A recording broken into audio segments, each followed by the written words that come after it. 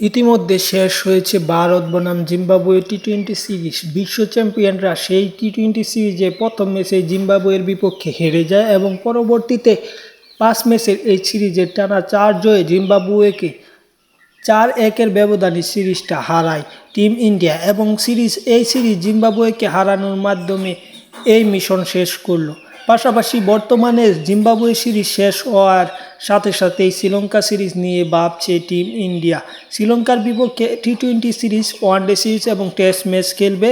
সেই ম্যাচের স্কোয়াডে কারা থাকবে বা সময়সূচিগুলো সব কিছু জানিয়ে দিব। তার আগে চ্যানেলটি সাবস্ক্রাইব করে রাখবেন এবং সেই ম্যাচগুলো অনুষ্ঠিত হবে কোথায় বা সেই ম্যাচের চিন্তা ভারত কেমনে করছে বা ভারতের সাফল্যের দিক থেকে তাকালে সেই ম্যাচটিতে শ্রীলঙ্কা সিরিজে ভালো কিছু করতে চায় ভারত। তাই সকল তথ্য জানাবো, তাই চ্যানেলটি সাবস্ক্রাইব করে পাশে থাকতে পারেন। ধন্যবাদ সকলকে।